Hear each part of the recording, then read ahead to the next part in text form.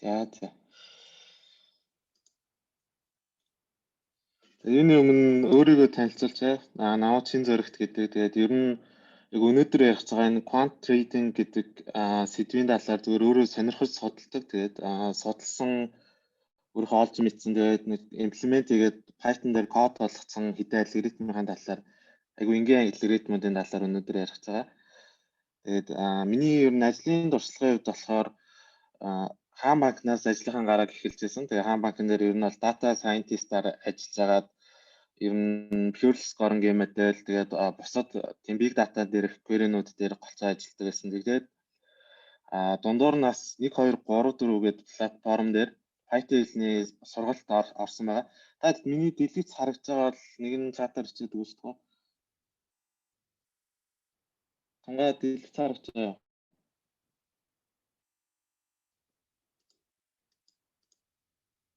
За. Окей. Ерөнхийдөө яг ингээд үндсэн мэргэжил маань data scientist-аар ажиллаж байсан гэсэн юм ингээд quantitative analysis тал дээр нэлээд сонирхолтой байсан. Тэгээд 20 оны 10 сараас хойш яг ингээд quantitative analysis-ийн талаар судлаад ер нь энэ дээр ингээд хувьцааны тэр датанууд дээр машин сургалтын загварууд ер нь ажиллаж болох юм уу? Одоо үндсэн алгоритмууд нь ер нь хэрэгжиж болохоор ашиглахаар алгоритмууд юу гэдэг вэ гэдэг санаануудыг олъё гэсэн тийм нэг сонирхол 20 оны 10 сараас хойш төрж ирсэн. Тэгээд яг тэр сонирхлынхаа дагуу ер нь бол нэг компанид ороод ажиллаж үзсэн. Тэн дээр болохоор ер нь S&P 500-ийн S&P 500 индекст багтдаг 500 компани хувьцаан дээр ер нь бол technical analysis-ийн функцүүдийг бүгднгийн implement хийж агаад одоо тэр чин ер нь бол up down гэдэг хоёрхан төрлийн утга авч байгаа байхгүй. Тэгээд голцоо би нэг undervalued stock-уудыг ер нь бол олж илрүүлэх байдлаар ер нь алгоритмууд туршижсэн. Тэгэхээр undervalued гэдэг баахан рүүлүүд зохиогоод тэгээд тэр рүүлүүд дээр орж ирж байгаа алгоритмууд дээр нь AutoML ашиглаж агаад энэ classification төрлийн алгоритмууд ажилуулад тэгээд ер нь ингээд топ 20 компани стокууд, тикерүүд ингээд цуглуулдаг тиймэрхүү ажлууд хийсэн. Тэгээд буцаад хаан банкн дээр болохоор 7 сард 21 оны 7 сард буцаж ирээд одоо болохоор ер нь customer analytics дээр голцоод харилцагчийн мэдээллүүд дээр ажиллаа явуулж байгаа. Тэгээд personal finance management-ийн төсөл дээр бас гар бие оролцоод ингээд ажиллаж ирсэн юм байна. Тэгээд та яг миний талаар ингээд танилцуулгыг яахаар бол энэ дээр линк байгаа. Энэ линкээр ороод ер нь танилцаж болно гэсэн. Ерөнхий миний портфолио веб пэйж байгаа гэсэн. Тэгээд илүү холбогдохоор бол энэ доор контакт гэсэн хэсэг дээр болохоор миний сошиал хаягууд байгаа. За ингээд өнөөдрийнхөө юуны Emily Benite-ийн сэдв рүү хэдүүлээ орцгоё. За quantitative trading гэдэг сэдвийн талаар ер нь бол ярих байгаа. Тэгээд яг түрүүн хэлсэнчлэн энэ бол яг миний нэг харах өнцгөөс тайлбарлаж байгаа лекц байгаа. Тэгэхээр ер нь яг онлайн үед болохоор би яг онлоор нь бол судалж сураагүй болохоор ойлголтын үед нэлээд том зөрүүнүүд бол гарч ирж магадгүй. Би зөвхөн яг нэг тоо гэсэн талаас нь харж байгаа ярихаар байгаа шүү өнөөдрийнхөө сэдвүүдийг. Тэгээд ерөнхийдөө яг энэ quant trade гэдэг салбар дээр ер нь ямар хүмүүсүүд ажилтдаг, юу хийж ажилтдаг, хэр ашигтай ажилтдаг вэ гэдэг талаар ерөнхий танилцуулгууд орно. Тэгээд тэрний дараа болохоор дата мэдээлэл бол хамгийн чухал нь. Хэрхэн датагаа олж болох уу, хэдэн аргаар олж болох вэ гэдэг талаар ярина. Гуравт нь болохоор хамгийн энгийн одоо индикатор, momentum индикатор гэж ярьдаг. Relative strength index гэсэн тэр индикаторын technical analysis индикаторын талаар задлаад тайлбарлаад ярина. Тэгээд дөрөвт нь болохоор super trend-ийн талаар ярина.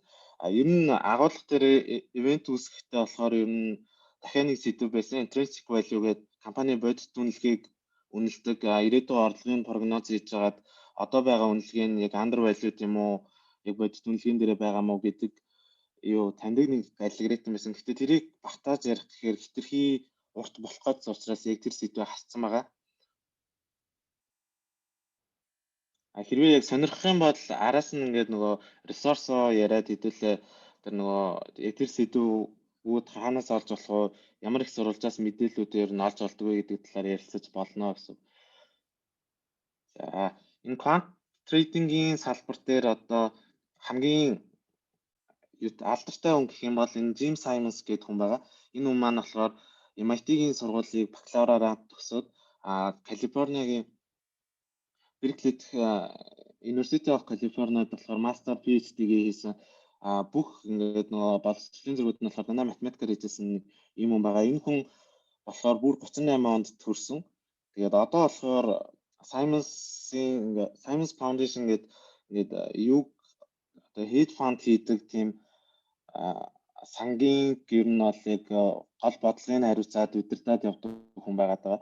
Эдний яг ингээд сангийнх нь алгоритмууд гэх юм уу те хөрөнгө оруулалтын шийдвэрүүд гаргаад байгаа юунууд нь болохоор бүгдөө энэ quantitative trading буюу том мэдээллүүдийг ашиглаад арилжаа хийж байгаа тэр одоо technical analysis-ийн функцүүд, algorithmic trading-ийн функцүүдийг код болгосон. Тэднэр нь оптимизац хийгээд хамгийн зөв шийдлээр ажиллаж байгаа. Тэгэнгүүт тэр шийдвэрүүдийг дагаж одоо хувьцаа авч зараад байгаа тэр алгоритмуудын нийт ашиг нь болохоор 25.2 тэрбум доллар байгаа гэсэн. Энэ нь болохоор яг өчигдрийн байдлаар байгаа. Яг намайг анх энэ quantitative trading гэж салбарыг сонирхож байгаа үед болохоор энэ 33 тэрбум долларын цэвэр ашигтай сан байсан. Тэгээд яг Simons-ийн талаар илүү мэдээлэл авахар эсвэл энэ Wikipedia дээр бол Jim Simons гэж тайхад бол байгаа.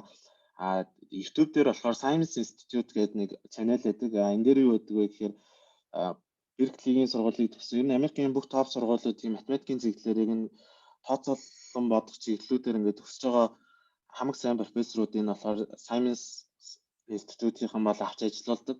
Өөрийнхөө арын судалгаа математик загварууд дээр ажиллаулдаг. Тэгэхээр тэдгээр хүмүүсүүдийн гаргаж байгаа open source юунууд маань бичлэгүүд маань, онлууд маань энэ дээр байдаг. Энэ channel дээр байгаа гэсэн. Хоёр дахь яг энэ quant trading-ийн салбар дээр нэлээд том төлөөлөл болж гарч иржсэн гялцаж байсан нэг компани болохоор Quantopian гэдэг компани байсан. Яагаад байсан гэж ярьж байгаа вэ гэхээр 20 онд Robinhood гэдэг нэг аппликейшн байдаг те трейдингийн тэр аппликейшнд бол ер нь зарагдсан.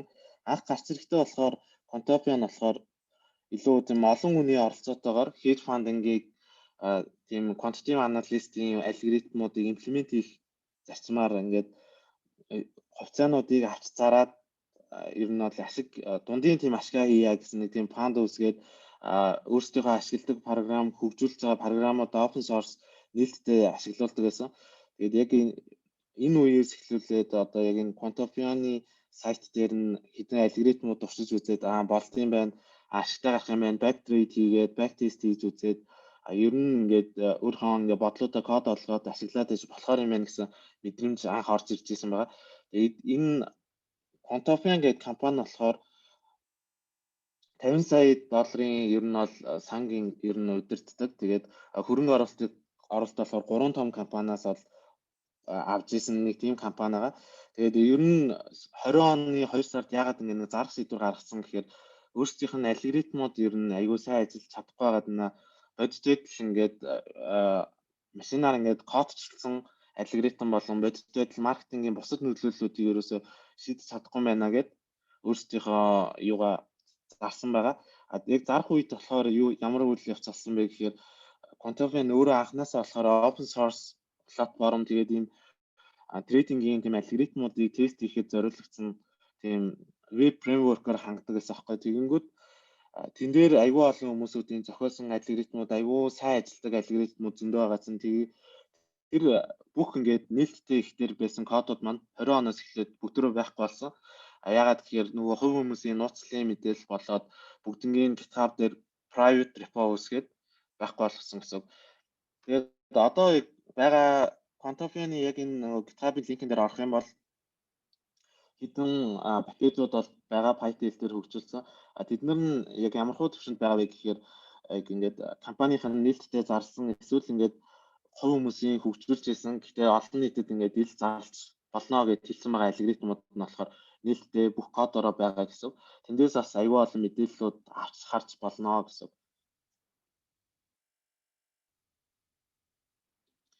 За одоо хоёр дахь сэдв болохоор ер нь бол дата цуглуулах байгаа. Датаг ер нь бол API-аар болон web scraper-аар цуглуулах боломжтой. За API-аар цуглуулах гэх юм бол Python дээр яг өөрийнх нь сан дээр нь одоо prepare шууд install хийж болохоор Y Finance гэж сан байгаа.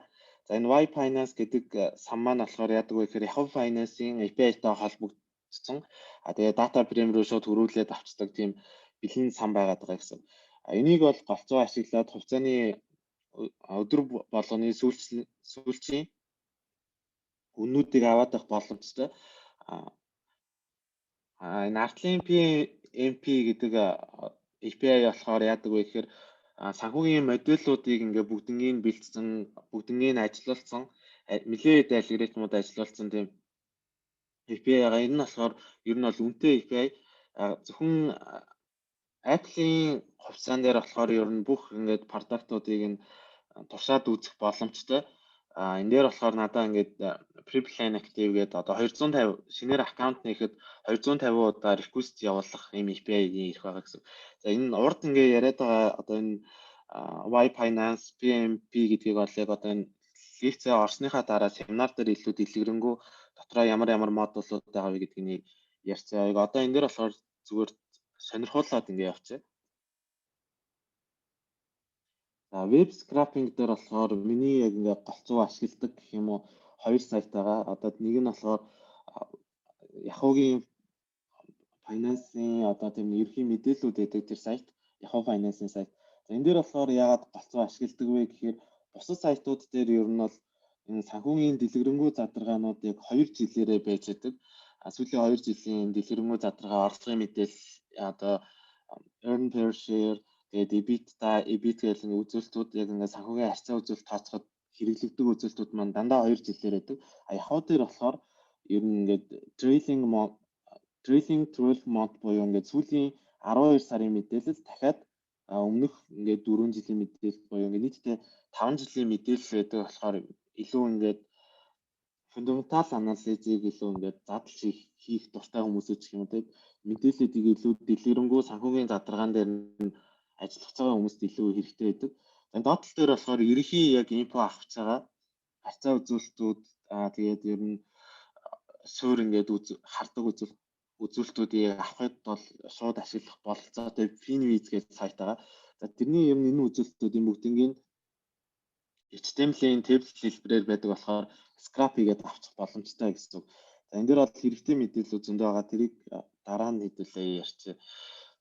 Relative Strength Index гэдэг байгаа. Энэ болохоор ер нь бол Momentum Index гэж одоо Momentum Indicator гэж яригддаг. Энэ юуг тооцох вэ гэхээр RSI гэдэг одоо Relative Strength гэдгийг бол яаж тооцоод байгаа вэ гэхээр сүүлийн 14 хоногийн гэх юм уу те ашигтай байсан өдрүүдийн ашигын дүнгуудийн дундчийг болохоор алдагдлын дүнгуудийн дундчтай нь хуваагаад тэгээд энэ RSI гэдэг нэг том руу болгоцдог. За энэ томыг яг ашиглаад байгаа гэхээр 0-оос 1-ийн хооронд яг ингээд шууд харьцуулах болохоор уулгалт хийхийн тулд ашиглаж байгаа гэсэн. Тэгээд энэ яг энэ индикатор нь болохоор өөрөө 1978 онд бол яг анх ингээд гарч ирж байсан индикатор байгаа.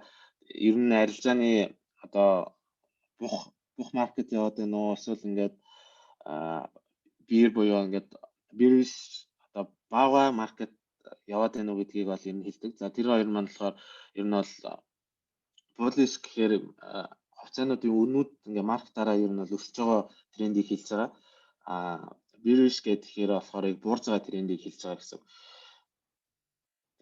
Яг энэ RSI-ийн үзүүлэлтийн хувьд болохоор яг энэ дээр ингээд 0-оос 1-ийн хооронд ингээд утгууд авчна гэсэн. За тэр утгуудын ер нь 70%-аас дээшээ ороод ирэх юм бол overbought сигнал ер нь бол өгдөг.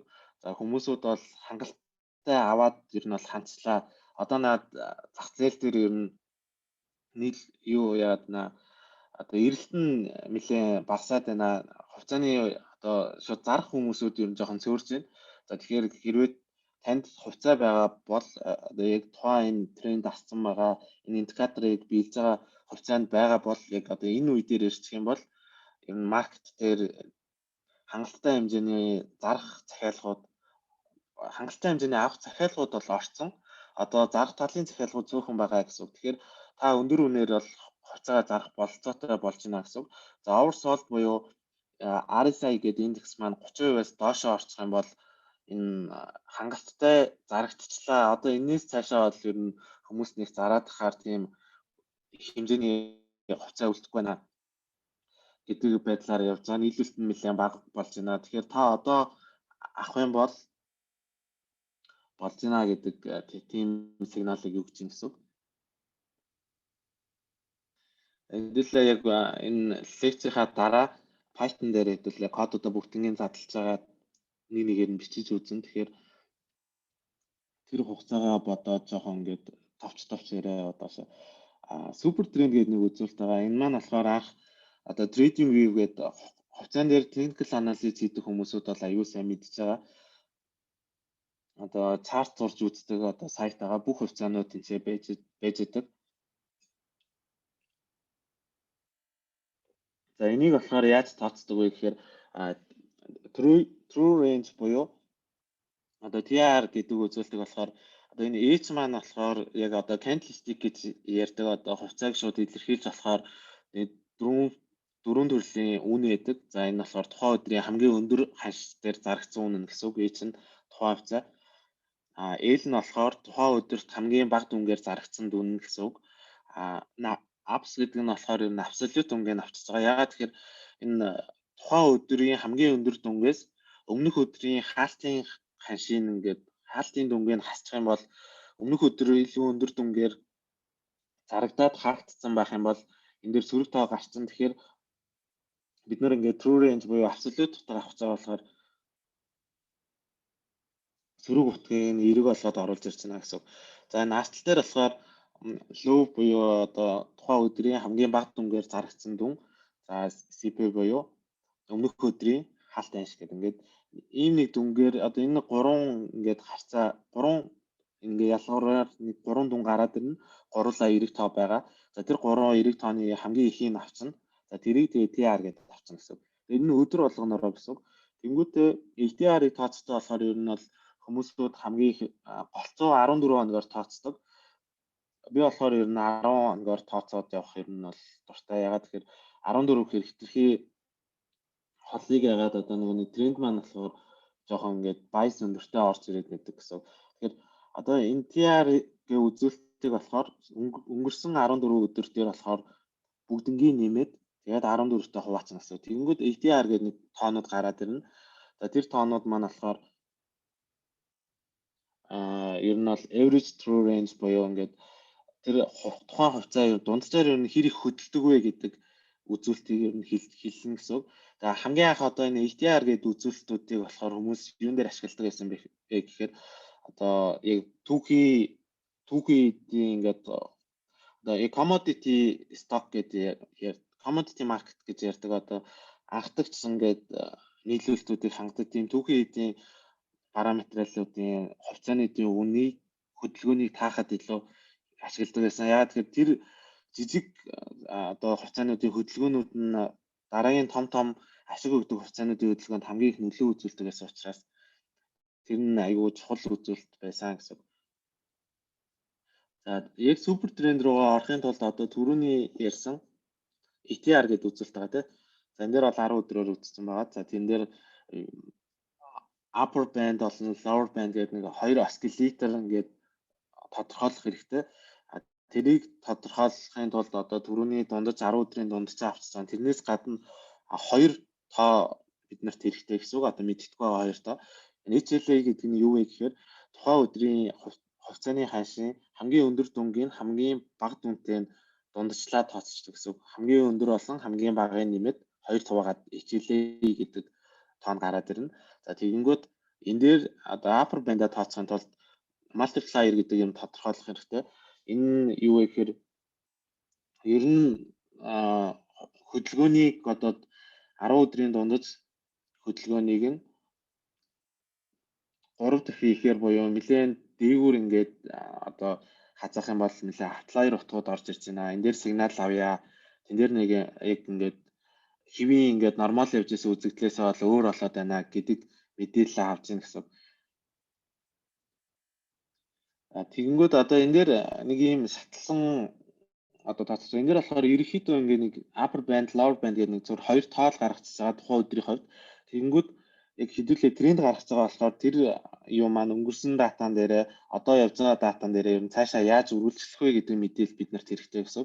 Тэгэхээр энэ дээр basic upper band, basic lower band гэж өгчөөд одоо final-ын хэдүүлээ гаргаж ирэх хэрэгтэй гэсэн. Цаашаа дахиж үргэлжлүүлэх. Энэ дээр за тэн дээр болохоор яаж гаргадаг вэ гэхээр final upper bound гэдэг юу болохоор тухайн хувьцааны одоо байгаа basic upper band нь final өмнө хэрвээ тодорхойлсон бол тодорхойлсноос бага байх юм бол ийшээ ороод ирж утгаа апдейт хийнэ гэсэн үг. Эсвэл одоо тухайн хувьцааны хаалтын ханш өмнөх өдрийн хаалтын ханш нь болохоор одоо байгаа тэр тодорхойлоод байгаа тэр upper band-аас их гарч юм бол ийшээ оруулаад ирнэ гэсэн. Хэрвээ нөхцөл нь биелэхгүй байх юм бол final upper bound дээр ерөөсөө мэдээллүүд шинжлэхгүйгээр хамгийн өмнөх өдөр хаагдсан тэр утгаар нь авчна гэсэн. За энэ дээр бас яг ялгаагүй одоо юун дээр явж байгаа lower bound дээр бас адилхан явчихж байгаа гэсэн.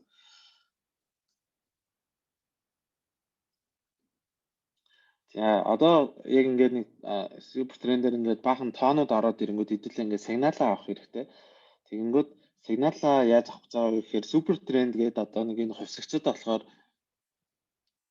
эдгээр нөхцлүүдийг хэрвээ хангаж байгаа тохиолдолд ингээд арийнхаа утгуудыг аваад явчихж байгаа. Тэгээд яг энэ дээр яг ингээд кодн дээрээ тайлбарлах болохоор яг ингээд ерхий томьёо харах юм бол яг өмнө нь хийж үзэг оролцож байгаа хүмүүст харахад нэлээд ингээд итгээд харагдах. Тэгэхээр хэдүүлээ юун дээрээ ярих. Кодн дээрээ ярьчвал зүгээр юм байна гэж бодлоо. Тэгээ ер нь кодны эцсийн үр дүн дээр нэг ийм утга гараад ирнэ. Одоо цэнхэр маань болохоор манай яг хувьцааны үндсэн хаш гэсэн үг. Одоо Apple-ийн хувьцааны 21 оны 6 сараас ахвалаад одоо нэг 12 сарын 31 хүртэл хашаагаад цэнхэр дээр хаалтын хашууд нь явж байгаа гэсэн. Тэгэнгүүт энэ манай супер тренд маань болохоор энэ юугаар явж байна. Одоо энэ улаан ногоон гээд хоёр өнгөөр бол яваад байгаа гэсэн.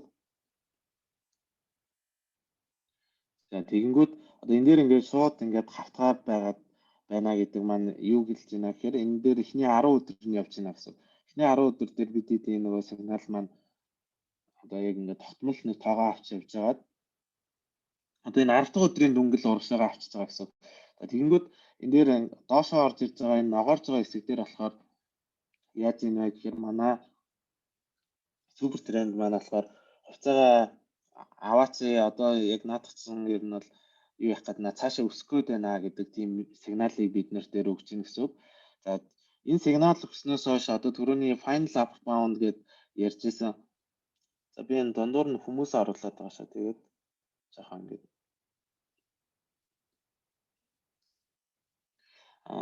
цаашаа мэдээлэлүүд нь апдейтлэгдэхгүйгээр ингэж явж байгаад за одоо эндээс энэ хүртэлх хөдөлгөөн дээр бол энэ алгоритм маань нэлээ эргэлзээтэй хангалттай тийм их хэмжээний хөдөлгөөн орж ирээгүй байна гэдэг мэдээлэлтэй байгаа болохоор ер нь дээшээ доошоо алин дээр нь цааш зарах сигнал өгөхгүй байгаа гэсэн үг. За тэгэнгүүт энэ дээр орж ирж байгаа улаан тэмдэглэгээ маань болохоор зарах сигнал орж ирж байгаа гэсэн үг. Тэгэхээр та энэ графикаас харах юм бол зарах сигналын дараа хувьцаа маань унсан байгаад байгаа тийм. Тэгэнгүүт энэ дээр нэлээд өндөр супер трендийн утгаа орж ирж байна гэдэг чинь юу цаанаа юу болоод байна гэхээр яг энэ хавцаа болохоор маш их хэмжээгээр хувьцаанууд зарагдсан. Эсвэл ингээд үнийн хөдөлгөөнүүд маань нэлээд ингээд савлгаатай орж ирсэн гэсэн үг. Одоо нэг өдрийн candlestick нэлээд тийм зузаан зурагтахаар энэ бол иймэрхүү хол зайтай супер тренд нь орж ирдэг гэсэн үг. Энэ хүртлээр ингээд хөдөлгөөнгөө явж байгаа цаашаа ингээд авах сигнал орж ирж байна гэдэг байдлаар одоо явж байна гэсэн. За лекцээр болохоор ерөнхийдөө ингээд дуусаад за лекц дээрээ нэг асуулт байвал хариулах уу эсвэл шууд код руу гарах уу? Чатаар бичээ. Асуухаар юмнууд нэлээд гарсан байх гэж бодож байна.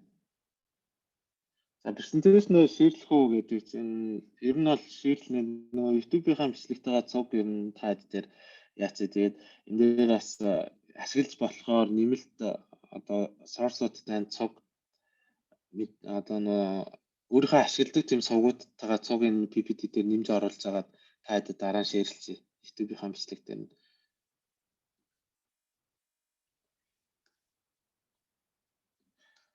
Тийм одоо Apple супер тренд нь ингээд өдрийн юун дээр явж байгаа болохоор өдрийн ханшин дээр ингээд явж байгаа болохоор одоо энэ рейнж дотор ерөөсөө л юу вэ 6 сарын датад л байгаа гэсэн үг. Ер нь 180 өгөгдөл байгаа гэсэн үг. Супер трендийнх нь өөрийнх нь алгоритм нөрөө нэлээх тоонод орж ирж байгаа. Их тоонуудын хөдөлгөөнүүдийн дунджаар явдаг болохоор Apple-ийн юун дээр сигнал бол 2 удаа орж ирж байна л гэсэн үг болж байна гэсэн үг. Тэгээд би голцоо нөгөө нэг юу ингээд урт хугацааны хөрөнгө оруулах юм уу тийм байдлаас ингээ харж ер нь юунуудаа өнөөдрийн энгийн алгоритмуудын ингээд ярих гэж бодсон болохоор энэ дээр юу яаж байгаа гэсэн үг. Нилээн ингээд цөөхөн индикаторууд орж ирнэ гэсэн үг. Сигнал дээрээ орж ирж байгаа нүдээр. За асуулт байхгүй бол код руугаа орох байлаа.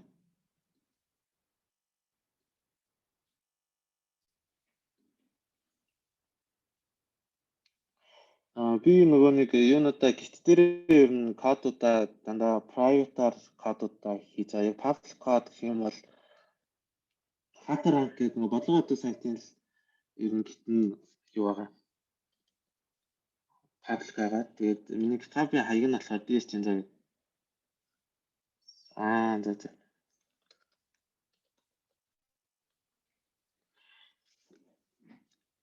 Энэ линкээр ороод харж ил.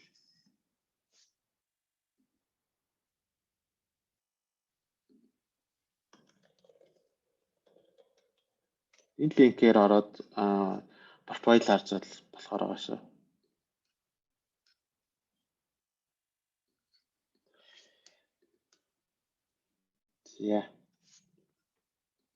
За одоо хэдүүлээ код руугаа оръё.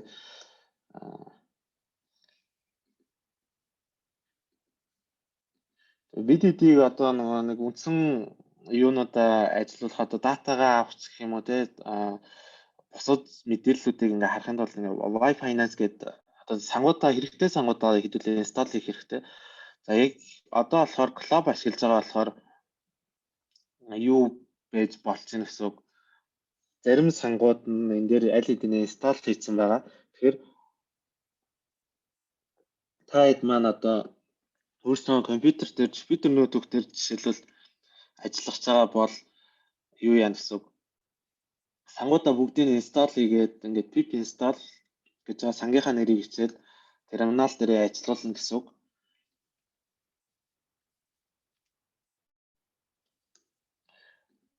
Ажиллуулна гэсэн үг. Одоо тэгэнгүүт хэрвээ одоо энэ дээр байгаа ингээд энэ кодыг одоо та хэд ширлэнгүүд зарим сангууд дээр ер нь алдаа өгнө л да. Тэгэнгүүт ихэвчлэн яг нийтлэг тохиолдог алдаанууд нь юу вэ гэхээр ингээд энэ сангууд нь байхгүй байна. Эсвэл вершн зурж байна гэдэг алдаанууд байна гэсэн. Тэгэхээр та тиймэрхүү алдаа өгвөл алдааны мессеж уншчаад аль сан байхгүй байгаа вэ гэдгээс нь ахуулаад одоо Wi Finance гэдэг одоо энэ сангийн жишээлбэл ингээд оруулаад ирж болно гэсэн. За хэдүүлээ энэ дээр Apple-ийн хавцаан дээр ер нь жишээ аваад цаашаа авчээ. Тэгээ Ticker гэдэг хувьсагчд болохоор Apple-ийн юуг нь авчээ. Stock-ныхаа Ticker-ийг авчээ. Яг хувьцааны юуг авахтаа ер нь бол historical ханшуудыг авахтаа энэ Wi Finance-ийг download гэж яваад за хамгийн ихний аргумент дээр болохоор ер нь бол хувьцааныхаа Ticker-ийг symbol-ийг явуулчихна. За тэгээд артлал нь болохоор start гэдэг огноог нь болохоор яг ингээд дундуур зураастайгаа огноогоо явуулаад за end date-ийг ингээд оруулаад ирнэ гэсэн. За энийг ингээд ажиллуулах юм бол надад болохоор Apple ингээд хувьцааны ханшин ингээд ороод ирж байна гэсэн. За 149 мөртөө. Энэ дээр ягаад 6 сарын дата авч байгаа мөртөө 149 мөр байна вэ гэхээр маркет амардаг өдрүүд гэж байгаа. Тэгэхээр маркет амардаг өдрүүдийнхаа юунуудыг ханшуудыг бол ерөөсөө оруулж ирээгүйгээр ингээ ороод ирсэн байна гэсэн. Тэгээд 12 сарын 31-ээр би ингээд төгсгөөд авъя гэтэл энэ дээр 30 хүртэл дата ороод ирж байна гэдэг нь юу гэсэн үг вэ гэхээр 31-нд болохоор яг энэ маркет нь ерөөсөө ажиллаагүй. Тэгэхээр тэн дээр ерөөсөө хувьцааны үн бичигдээгүй байна гэсэн. Энэ дээр ингэж оруулж юу яаж байгаа шиг олон хувьцааны ханшийг бас оруулж ирж олно. Ганцхан түрүү Apple дээр яасан шүү дээ. Ингээд л ороод ирнэ гэсэн. За хэдүүлээ. Tesla-гийн жишээлбэл харъя.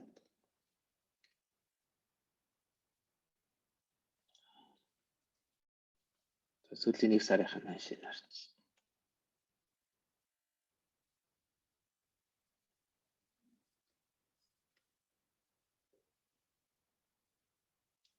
Ингээд ханш нь ороод ирж байна гэсэн. Тэгэнгүүт энэ дээр орж ирж байгаа ханш дээр ингээд open, high, low, close, adjusted close тэгээ volume гэсэн ийм ханшууд байна. Эдгээр нь болохоор яадаг ийм олон утгууд орж ирээд байна вэ гэхээр ингэж байгаа гэсэн. Open буюу одоо тухайн маркет нь нэгдэх үеэр одоо Tesla-гийн явцаа дөнгөж маркет нэгдэж байгаа үе дээр болохоор $1147 байсан гэсэн үг.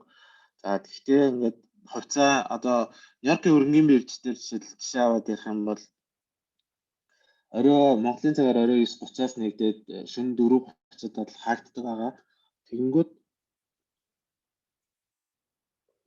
ингээд ярихаар хоолоо аргаад байгаа. Тухайн одоо маркет нэгдэж байгаа өдөрт яг одоо 1201 гэдэг ханшин дээр тэр хувьцааны үнэ очсон гэсэн үг. Нэг удаа очицоод буусан байж болж байгаа. Тухайн өдрийнхөө хувьд хамгийн өндөр ханшин нээсэн гэсэн. За энэ low гэдэг дээр болохоор тухайн өдрийнхөө хувьд хамгийн бага ханшаа авсан гэсэн. За close дээр болохоор 4:30-аас хаадаг гэж ярьсан те. Тэнгүүд яг маркет хаагдчихж байгаа цаг дээр ханшин байна гэсэн. За энэ adjusted close гэдэг нь болохоор хэрвээ хувьцаа хуваагдал энэ төр хийгээд эсвэл хувьцаа эзэмшлийн бүтцэн өөрчлөгдөөд энэ төр явах юм бол яг энэ хувьцаа эзэмшлийн бүтц гэлжлээ нэг юу хувьцааны нийт тоо хэмжээнд өөрчлөлт орох юм бол яг энэ үний тохируулсан үн бол орж ирдэг. Гэхдээ энэ close adjusted close хоёр нь Yahoo-гийн API дээр бараг л ингээд зөрүүтэй бол ер нь л орж ирдэг. Close-оор нь авсан ч болно, adjusted close-оор нь авсан ч болно гэсэн. За volume дээр болохоор зарагдсан тоо ширхэг гэнэ гэсэн. Тэгэхээр эндээс ер нь ямар хэн мэдээлэл харж болж байна гэхээр Tesla-гийн хувьцаа 34 сая 643,800 ширхэгэл зарагдсан юм байна. Тухайн өдрийнх нь одоо ханшин 1199 гэдэг үн дээр бол хаагдчихж байна гэдэг мэдээллүүдийг харж болж байна гэсэн. Тэгээ бүхэл ингээд candlestick-ийн чартууд байгаа. Тэгээ technical analysis-ийн зөөр хэдэн функцүүд байгаа. Тэдний эдгээр ингээд үннүүд дээр л ер нь бол ажиллаж байгаа гэсэн. Тэгэхээр нийтдээ ер нь open, high, low, close, volume гэсэн эдгээр ийм 5 өөр утгуудын комбинашнууд дээр ажилладаг бага алгоритмууд байна гэсэн. За түрүүн ярьсанчлан одоо PM, FMP буюу би нартлын сэдвийн нэг хэсэг ингээл яриад. Та эдгээр юу текст нь хэр тод харагдаж байна? Фондын томруулахаар байна уу эсвэл яг имээр нь ярьж болохоор байна уу?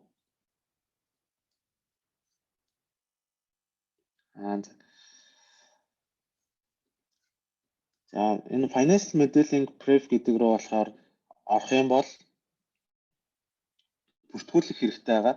За энэ дээр болохоор миний хаяг болохоор ингээд шууд бүртгэлтэй байгаа болохоор шууд ороод ирж байгаа байх. За тэгэнгүүт хэрвээ бүртгүүлээгүй байвал энэ дээр болохоор ингээд sign up гэдэг бүртгүүлэх ер нь бол ингээд мэдээлэлүүд байгаа. Хэрвээ бүртгэлтэй бол ингээд API key гэдэг ийм key ороод ирнэ гэсэн. Тухайн key-г ашиглаад одоо эдгээр ингээд за хэдүүлээ жишээлбэл financial ratio-нууд харъя гэх юм бол за Apple-ийн хувьд financial ratio-г харъя гэх юм бол иймэрхүү байдлаар ингээд JSON файлаар өсөлтүүд ингээ ороод ирнэ гэсэн. API-ийнх нь response-ууд энэ дээр ингээ ороод ирж байгаа гэсэн. PE ratio нь бол 28 байгаа юм байна. PEG ratio нь болохоор 40.2 байгаа юм байна. Гэх мэтчлэн ингээ мэдээллүүдийг харж болж байгаа. За эдгээрийг яаж автомат байдлаар харах уу гэхээр энэ артл дээр нь хурдталт нь ингээд сайтын линк нь ерөөхдөө ингээ явж байгаа. За эдгээр нь болохоор яг тогтмол байгаа. За тэгэнгүүтээ энэ дээр нь аль хувьцааныхыг харах байгаа вэ гэдгээ бичээд хугацааныхаа тикийн бичингүүтээ ард нь асуултын тэмдэг тавьж байгаад API key гингүүтээ түрүүний нөгөө нэг хаяг нэгээд авсан API-ийнхаа токенөө оруулаад өгчнө гэсэн. Тэгэх юм бол энэ дээр одоо мэдээлэлүүд ороод ирж байна гэсэн. За одоо DCF буюу одоо discounted cash flow гэдэг одоо Apple-ийн хугацааны хувьд ингээд юуг нь харж болж байна. Cash flow-ыг ингээд харж болж байна гэсэн. Их мэтлэн энэ дээр ингээд зөндөө олон мэдээлэлүүд харж болж байгаа. Бүгднгийнх нь одоо сектороор нь PE ratio харъя гэх юм уу тийм байдлаар ингээд харж болно гэсэн. Энэ респонсууд нь болохоор энэ хажуу тал дээр байгаа. Тэгээ урт тал дээр болохоор явуулах тэр урд линк нь байна гэсэн. За энэ хүсэлтийг шийдээд за иймэрхүү респонсуудаа аваад явчих болж байна гэсэн. За жишээлбэл ингээд эрүүл мэндийн салбар дээр Нью-Йоркийн хөрөнгийн бирж дээр 5 сарын 7-ны байдлаар PE ratio 40.6 байна гэсэн ингээд мэдээллүүдийг харж болж байна гэсэн. За яг ингээд код бичдэггүй гэх юм уу те ингээд шууд тоо мэдээлэлүүд авч жагаад шинжилгээ хийж байгаа хүмүүсүүд дээр бол энэ одоо сайт бол хамгийн тохирсон сайт байгаад байгаа гэсэн. Тэгэнгүүт хэдий нөгөө код бичгүйгээр мэдээлэл авч байгаа ч гэсэн Python дээр оруулж ирээд гэх юм уу Excel файлууд руу олон ингээд нэг шийт рүү гэх юм уу те энгийн нэг үйлдэлүүд хийгээд юм хийхин тулд хэдүүлэн нэг одоо энэ дээр орж ирж байгаа хэдэн мөр кодууд бол заавал хэрэгтэй.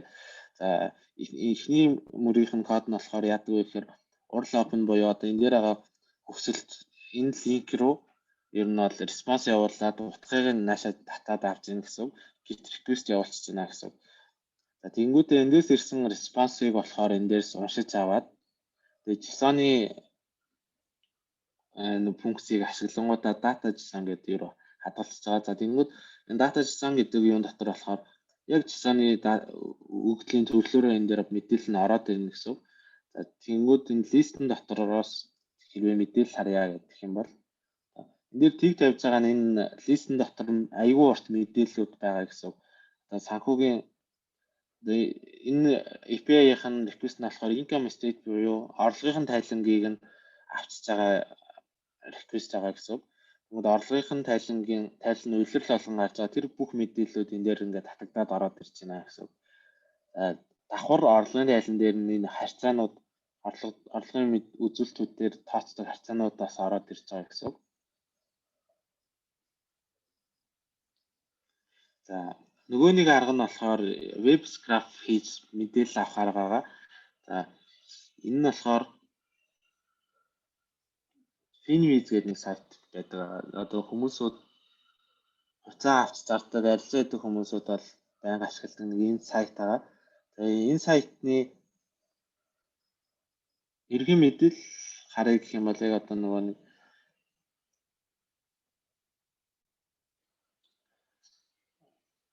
энэ дашборд энэ төр бол надад айгүй таалагддаг. Энэ дээр яадаг вэ гэхээр ингээд хугацааны одоо үйл ажиллагааны чиглэл индастри болгоноор нь хугацаануудын багцлцсан. Тэгээд уналт өсөлтүүдийн ингээ өнгөөр ялгаа буутцсан.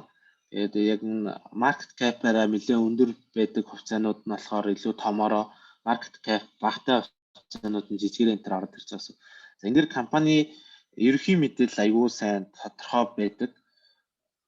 За Apple-ийн хувьд хэдүүлээ ороод харах юм бол за сүүлийн 6 сарын гэх юм уу те чартын мэдээлэл ингээ ороод ирж байгаа. За сүүлийн маран 9 сар ч юм уу мэдээлэлүүд ороод ирж байгаа. Тэнгүүтээ энэ moving average-үүдийг бүгдийг ингээд лайнаар зурсан байгаа. Тэгээд одоо энэ доотлол зэрэг volume нь яваад яг энэ дээр candlestick ногоонууд нь бол яг ингээд өсөж хаагдсан, улаанууд нь бол буурч хаагдсан candlestick-ууд явж байна гэсэн. Мэдчлэн тэгэнгүүт одоо бид нарт хэрвээ ашиглах цаад юм scrap хийж авах цаа мэдээлэлүүд одоо эднэр байлаа гэж бодъё л та тий. Нэг судалгаа хийгээд байдаг. Тэгэнгүүт энэ дээр байгаа одоо за энэ аль индекс багтдгүү, market cap нь хэд байдгүй, орлого нь хэд вэ? Одоо энэ орлогын мэдээлэл жишээлбэл сүүлийн 12 сараар байгаа гэсэн 100 тэрбум долларын ашигтай орлоготой. За борлуулалт нь 378 тэрбум гэх юм уу те. Гэх мэтчлэн ингээд энэ мэдээллүүд явж байгаа ногд ашиг, жилийн ногд ашиг юм байна. Ногд ашигын эзэлж байгаа хувь нь бол 0.51% байна. За нийт ажилчдын тоо нь болохоор 154 мянган ажилтнтай. Гэх мэтчлэн ингээд мэдээлүүд байгаа. За PE ratio жишээлбэл тухайн хувьцааны үнийг нь одоо ашигт нь харьцуулдаг price to earnings гэдэг харьцаа явж байна. Forward гэдэг одоо урагшаага жоохон прогнозыг гаргаад ирсэн дүнгууд байна. Гэх мэтчлэн ингээд эндээс мэдээлэл авах цаа гэж бодлоо л та тийм. Тэнгүүд за энэ мэдээллийг сонирхож байгаа гэж бодчих. Return of equity. За тэнгүүд хэзээ энэ мэдээллийг авахын тулд тухайн вебийнхаа inspect element гэдэг байгаа. За энэ дээр дараад зарим хүмүүс дээр inspect element байхгүй байж болно. Тэгэх юм бол та энэ developer tool-ээ нэгийг байна гэсэн. Developer tool-ээ нийцсэн хүмүүс дээр бол inspect гэдэг яхад одоо ингээд мэдээллүүд ингээ ороод ирж байна гэсэн. Тэнгүүд энэ TD, TR одоо энэ table гэсэн нэг юм тагтай мэдээллүүдийг одоо веб дээр байгаа энэ table гэдэг тагтай датануудыг ер нь бүгднийг scrap хийгээд авчиж болдог байгаа. Энийг жишээлбэл яаж scrap хийж авсан бэ гэхээр юу вэ? За Pinwheels-ийн сайт руугаа болохоор эхлээд хүсэлтээ шийдэж байгаа. За тэнгүүд энэ зарим веб браузерууд болохоор дефолтаараа юу хаагаад байдаг. Одоо энэ scrap хийж байна гэж таниад одоо веб девайсаас ингээд нэвтэрж байгаа хүсэлтүүдийг бол ингээд хаагаад респонсыг нь өөрөөр буцаагаад байдаг. Тэгэхээр хэдүүлээ энэ дээр арай жоохон хуучны юм user agent-ууд болохоор заагаад оруулчихж байгаа гэсэн. Тэнгүүтээ энэ request-ийн git гэдэг одоо түрүүн яг нэг JSON файл авчихсан таяг адилханаар ингээд ийшээ юу ч request-ийг шийдчихэж байгаа. Request-ийг шийдсэний дараа content гэдэг авах юм бол одоо энэ web-ийн маань яг ингээд юу маань тэр чигээр ороод ирнэ гэсэн. HTML файл нь ингээд тэр чигээр ороод ирнэ гэсэн. За бид эдгээр одоо яг энэ кодын донд энэ content гингүүд яг энэ дээр болохоор тухайн веб-ийн HTML одоо frame нь болохоор HTML код нь тэр чигээрээ ороод ирсэн байгаа гэсэн. Тэнгүүд энэ beautiful soup гэдэг нэг сан байгаа даа. Энэ сан нь яадаг сан бэ гэхээр HTML-ийн таагуудаар нь мэдээллүүдийн бүгднийг ялгаад авчих боломжтой тийм сан яагаад юм гэсэн. Одоо энэ table гэдэг tag байна, div гэдэг tag байна, tr гэдэг ийм таагууд байна тийм. Энэ tag болгоноор нь мэдээллүүд түүж авах бололцоотой тийм сан байгаа даа.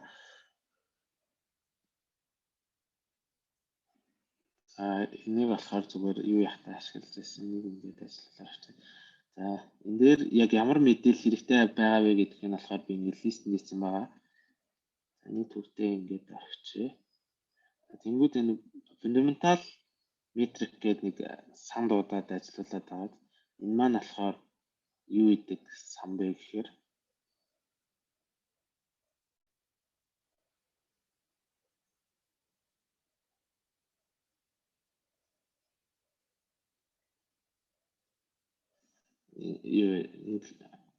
юу гэдэг функц вэ гэхээр одоо тухайн ингээд soup буюу одоо HTML кодууд ороод ирнэ.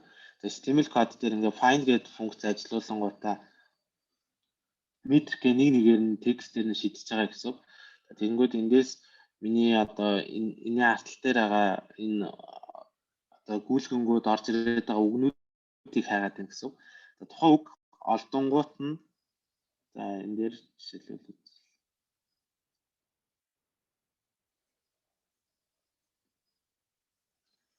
за энэ текст дээрээ болохоор энэ дотроос тэр үгийг хайгаад явж байгаа гэсэн. Үг олдонгууд тэр үгтэй юун дотроос нь одоо division дотроос нь snapshot TD2 гэсэн класстай ер нь бол атрибутыг хайж байгаа гэсэн. Тэгэнгүүт тэр атрибут нь хаана байгаа атрибут юм бэ гэдэг ингээд харахаар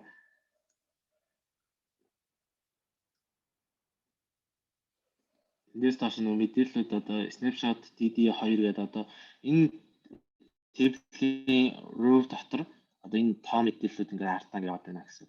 Тэгвэл энэ класс нь урталтаа хідэн ч division дотор ингээд attribute дотор ингээд салаалаад явсан байж болно.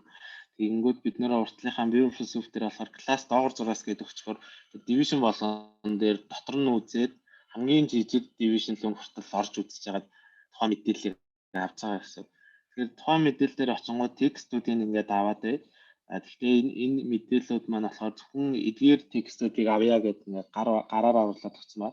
Энэ Billions гэдэг дээр болохоор энэ том мэдээллүүд маань зарим юмнууд дээр нэлээд өндөр том мэдээллүүд энэ төр ороод ирдэг. Энэ авталтаа бичсэн тоонууд маань нэлээд өндөрөөр орж ирэх тохиолдол байгаа. Тэнгүүд тэр болгоныг нэгдсэн нэг формат руу оруулахын тулд энэ функцийг ашиглаж байгаа. Энэ функц юу гэж нэ гэхээр энэ дээр стринг буцааж байгаа. Стринг буцаахтаа флотоор нэг оронтой одоо цэгээс хойш нэг оронтой тэгэнгүүтээ тухайн юугаа 19 зэрэг хуваацсан гэсэн үг. За энэ дээр үржих тэмдэг байгаа мөртлөө нэг хасах хэс гэхээр яаж нэ гэхээр нэгийг хуваах нь 19 зэрэг гэсэн одоо үйлдэл хийж байна гэсэн үг. За гэх мэтчлэн одоо код ингээд ажиллуулад үзэх юм бол одоо дикшнери байдлаар ямар ч мөнгө төлөхгүйгээр ингээд паблик байгаа тийм сайтаас мэдээллүүдээ хэдүүл ингээд авч болж байна гэсэн. Тэгээд одоо би миний түрүүний хүсээдсэн мэдээллүүд энэ дээр ингээд бүгдөө ороод ирж байгаа. Харьцаанууд те price to book, price to cash, price to equity, free cash flow гэх мэт бүх харьцаанууд ингээд ороод ирж байна гэсэн. Тэгэнгүүт эдгээр ингээд харьцаанууд дээр за энийг болохоор би өөрийнхөө юу хийжсэн кодноос авсан болохоор ингээд модуль под биччихсэн кодноос авсан болохоор 500 хугацааны хувьд ажилладаг байханд бол бүгдөө нэг форматтай оруулж ирэх гээд тэгээд энэ дээр нэг иймэрхүү нэг формат руу оруулж байгаа хэдэн цэвэрлэгээний кодод яваад байна гэсэн. Тэгээд бүгднгийн нь болохоор яг иймэрхүү за дикшнери байдлаар урталт нь болохоор яг нэр нь харталт нь листэн дотор тухайн өгдлүүд маань байдлаар ингээд оруулаад ирчихсэн гэсэн. За энэ дикшнерийг шууд Pandas-ын дата брэм рүү хөрвүүлээд авчиж болдог байгаа. Тэгээ хөрвүүлэнгүүтээ шууд баган мөрийнхэн нутгуудын солиж жагаад нэг хувьцааны мэдээллийг шууд хаашаа бүгднгийн ингээд давталтан дотор хэдүүлээ ингээд 500 хувьцааны мэдээлэл оруулж ирж байгаа үзүүлэлтүүдээр нь фильтртэй дэж чадхаар байна гэсэн үг. Тэгээ Pinwitz дээр тийм модуль байдаг л та. Гэхдээ дунд нь хэдүүлээ өөрсдийнхөө яг ингээд сонирхож байгаа төрлөөрөө юмнууд хийж чадахгүй болсон гэсэн үг. Одоо юуг ашиглах юм бол Pinwitz-ийн портфолиог ашиглах юм бол заавал нэвтэрчээж орох юм байна.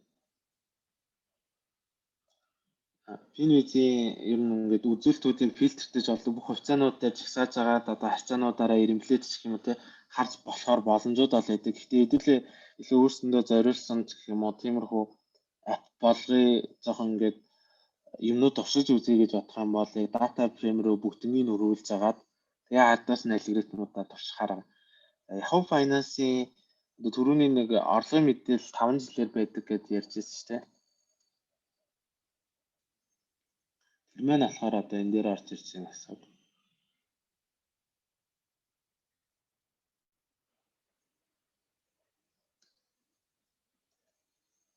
За тэгэл Apple-ийн хавцаар руу дахиад орчих.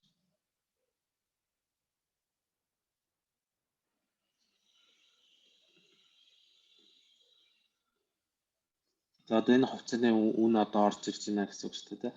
Тэгвэл энэ дээр байгаа ерөнхий мэдээллүүд эднэр маань болохоор яг түрүүний Pinwitz дээр байсантай яг адилханаар юу байгаа гэсэн. HTML тэблүүд байгаа гэсэн. Тэгэхээр энэ дээр байгаа бүх мэдээллүүдийг scrap хийгээд авчиж болж байна гэсэн. За эндээс энэ financial мэдээлэл хэдүүлээ авч үзье.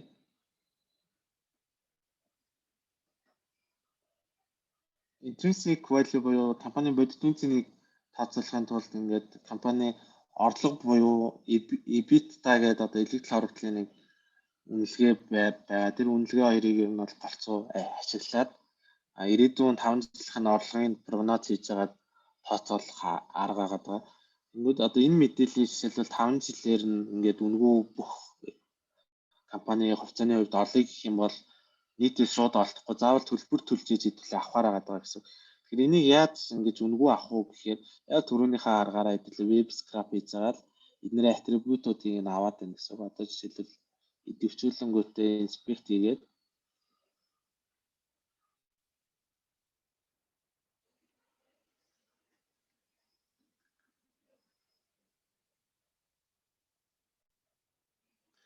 За энэ болохоор одоо ингээд бүр ингээд урагшлаад харах юм бол за надад орлогын мэдээлэл total revenue хэрэгтэй гэж бодъё л доо тий. Тийм бол ямар ч гэсэн тоо мэдээлэлээ бол энэ таагаас бол авах юм байна. За энэ таагаас бол гарчгаа авчих юм байна. За энэ мөр дотор ер нь бол манай мэдээлэл байгаа юм байна гэдэг. Хэдүүлэн main text гэдэг хэрэгтэй гэсэн үг байхгүй. Одоо энэ класс биднэрт аягүй хэрэгтэй гэсэн. Power BG color одоо FIRO DTBR гэсэн иймэрхүү класс хэрэгтэй гэсэн. За тэгэнгүүт түрүүний текстийг хуулж авангуудаа хэдүүлээ энэ дээрээ ажиллуулсан гэсэн. За энэ дээр болохоор ер нь бол ингээд толгой файлыг аваад, дот хөгжлийг аваад одоо түрүүний яг ингээд attribute байсан класс маань болохоор одоо энэ хэсэг харагдчих шүү дээ тий. Энэ маань харагдчих байна гэсэн. За тэр бүр дээдлийн давталт дээр болохоор энэний гарцэг нь явж исэн гэсэн. За одоо энэ класс явж байна гэсэн. Тэнгүүд энэ классын дотор юу байгаа вэ гэж харах юм бол DTBR primary color гэсэн ийм класс дотор байна гэсэн. Тэгээд хэдүүлээ ингээд мэдээлэл харах юм бол яг энэ дээдл дээр тий DTBR primary color гэдэг ингээд авчиж болж байна гэсэн. Ингээд нөгөө анх код харж байгаа хүмүүс дээр нэлээх юм ирээлжсэн юмнууд бол харагдаж магадгүй. Гэхдээ энэ арталтаа ер нь ингээд тоо утгуудын солиоч гэх юм те урлуудын солиол таад шууд ашиглаж болохоор кодод бичээд байгаа гэсэн. Ерөөсөө тийм нөгөө нэг комплекс юмнууд бол энэ кодод дээр бол ерөөсөө байхгүй.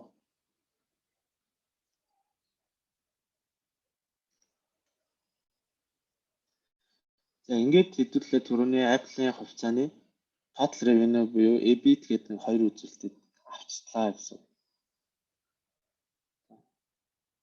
Энэ үзүүлэлтийг хэдүүлээ харъялаа те 18 оны үзүүлэлт нь болохоор 265 595 гэж байна. За 265 595-д ингээ ороод ирж байна гэсэн.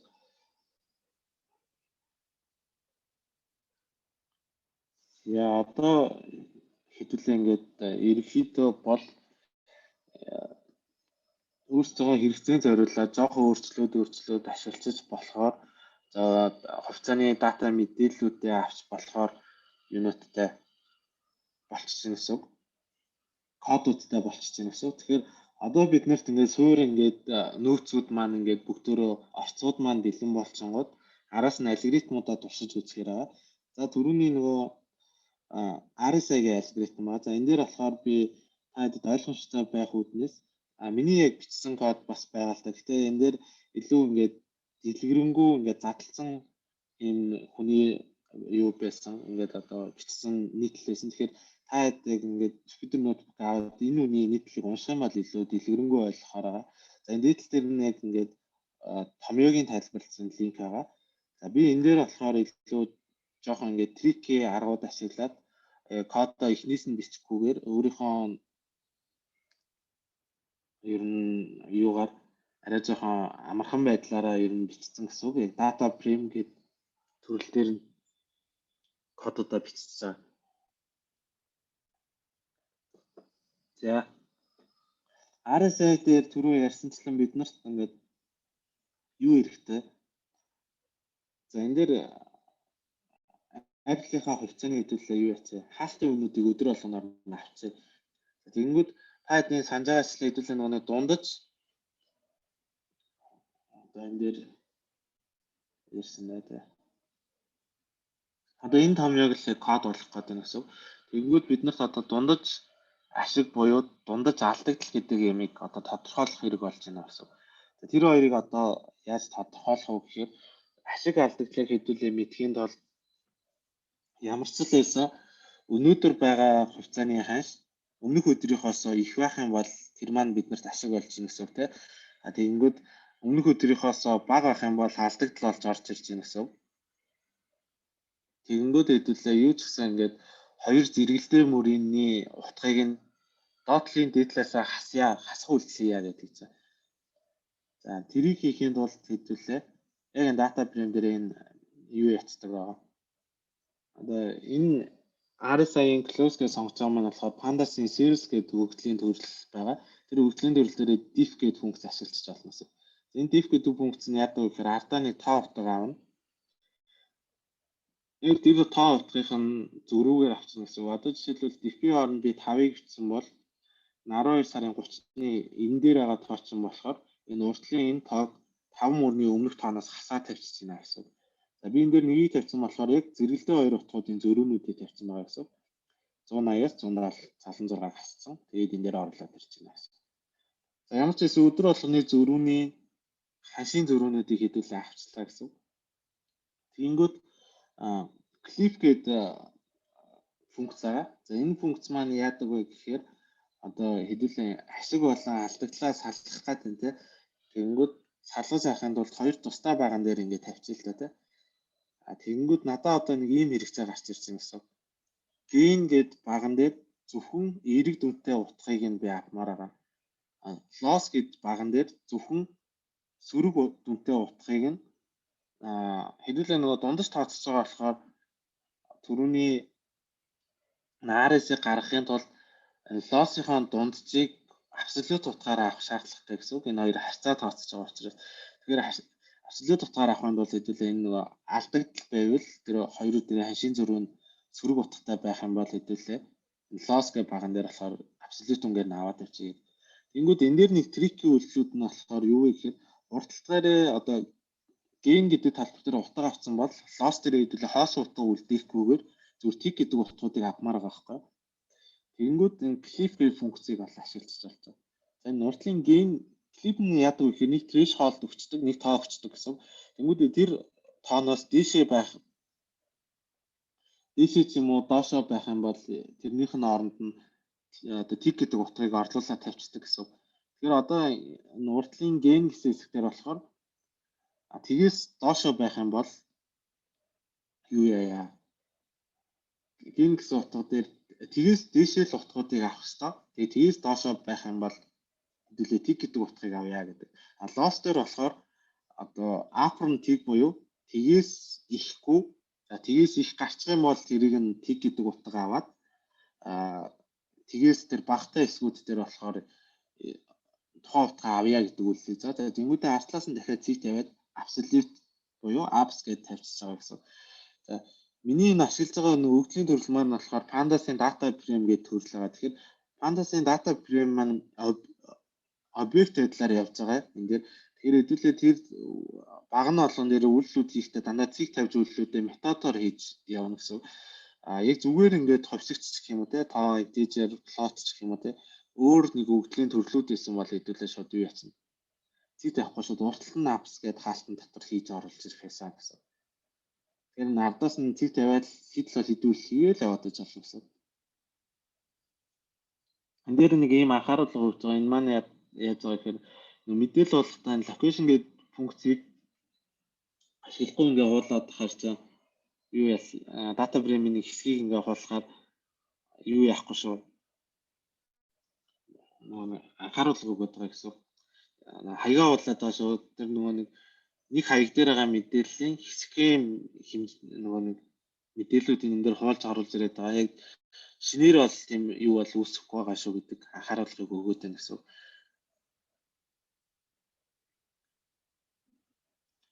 За тэгэнгүүт хэдүүлээ түрүүний нөгөө функцтэй авах юм бол одоо дундаж одоо хашаа тооцоолох шаардлага үүсчихнэ гэсэн. За window буюу дундаж тооцож байгаа range-ийг болохоор 14 өдрөөр авчиг. Тэгэнгүүт pandas-ын data frame-ээр энэ rolling гэдэг функц байгаа. Энэ маань яадаг вэ гэхээр window гэдэг attribute дээр одоо нэг тоо оруулж ир integer оруулж ирдэг. За integer-ийнхаа тоогоор уртлын мөрлөгөө гүйж очиод одоо нэг юу үүсгэж sliding window үүсгэж гэсэн. Тухайн window дотроос дунджаа тооцоолоод хэдүүлээ утгуудаа авъя гэдэг. Энэ дээр юм үйлчлэж гэсэн.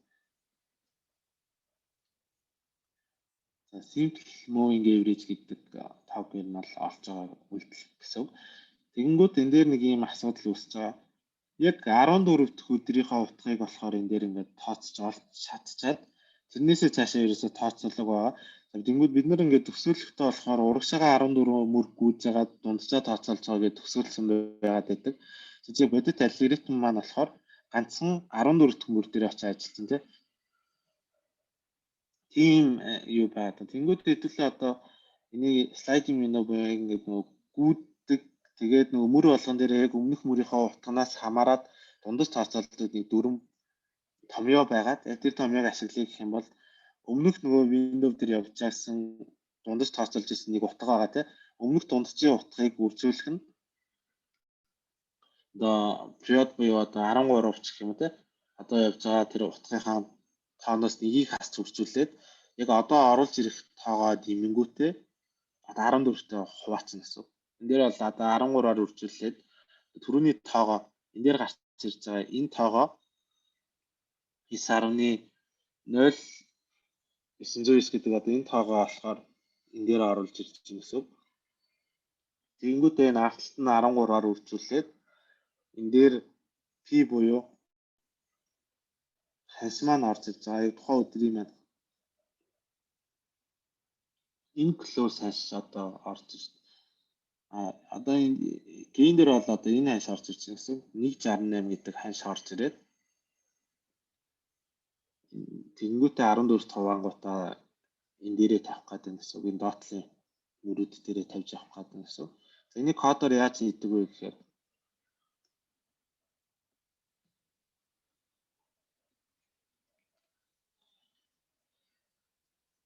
давталтаар хэдүүлээ ингэж хийж болж байгаа. За давталтан дээрээ яг ингээд мөрөөрөө давтна. За тэгэнгүүтээ average gain гэдэг багныхаа ит одоо нэг одоо энэ болохоор яг курсоор гүйж байгаа гэсэн. За энэ болохоор ингээд давтаад 14-өөс хойш давхар яваад байна гэсэн. За Windows-ийн урт буюу одоо түрүүний 14 гэдэг тоо маань явж байна. Тэгээд тэрний маань дараагийн мөрнөөс нь ахуулаад ягаад нэгийг нэмж эхэлж байна гэхээр энэ I маань болохоор өөрөө тгээс эхэлж байгаа. Тэгэхээр нэгийг нэмээд шууд дараагийн мөртлөө шилжүүлээд эхэлж байна гэсэн. Тэнгүүд энэ утга дээрээ хэдүүлээ шууд дундаж тооцсон утгын авангуудаа нөгөө 14-өөс нэгийг хасаад нэмэх нь болохоор одоогоо генийхээ утгыг авангуудаа Windows-ийнхаа уртад хуваацаа гэдэг үйлдэл явуулсан гэсэн. Тэгээ явах юм бол хэдүүлэн нөгөө moving average-ээр тооцсон. Өмнөх 14 өдрүүдийн гейнүүдийн дундаж өмнөх 14 өдрүүдийн одоо лоссуудын дунджууд маань ингээд ороод ирчихэж байна гэсэн. Тэгэнгүүт бүх энэ дунджууд маань утгатай болчихгоо хэдүүлээ нөгөө нэг RS гэдэг утгаа тооцоолох болцоотой болсон гэсэн. Тэгмээд RS-ийг болохоор дундаж генийг явуулах нь дундаж лосс гэж шууд олчихсон. За энэ дээр ингээ ороод ирчихэж байна гэсэн.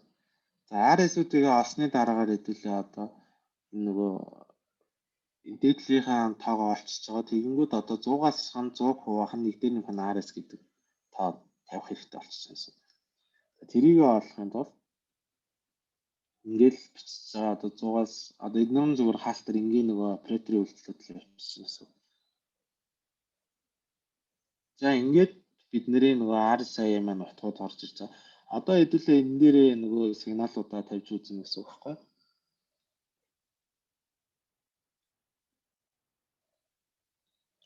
За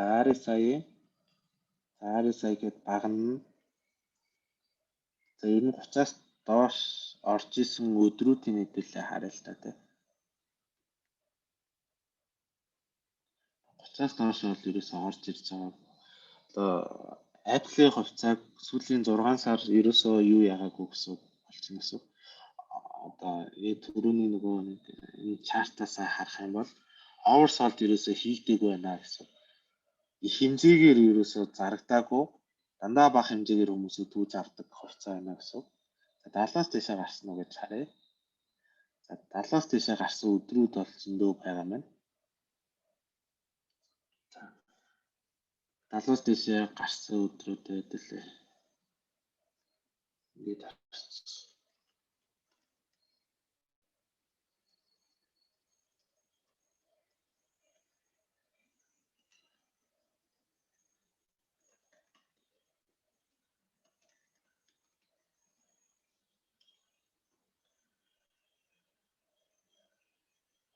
Тэнгүүд 7 сарын 7-нд RSI маань болохоор 86 гарч ирсэн байна. Тэгэхээр 7 сарын 7-нд яг юу болчих вэ гэдэг хэдэл харах юм бол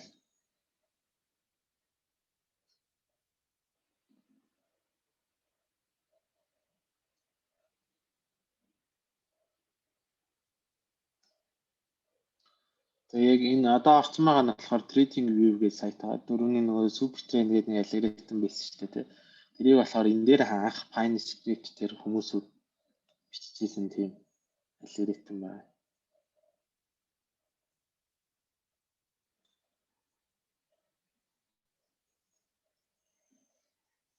Apple за 7 сард болохоор энэ дээр volume нь харагд.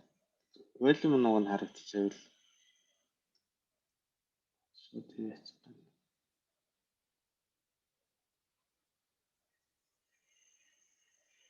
Доороо харагддаг гэсэн.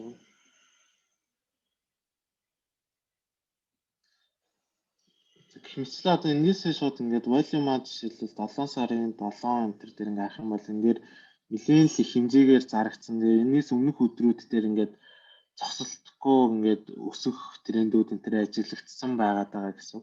Одоо хэдүүлэн энэ RSI дээр болохоор ингээд одоо 14 хоногийн утгууд маань энэ дээр сигнал нэлээд өндөр орж ирж байна гэдэг чинь энэс хойш 14 өмнөх 14 өдрийн candlestick-ийн чартууд маань дандаа хувьцааны үнүүд өсөж хаагдчихсан байгаад байна гэсэн үг.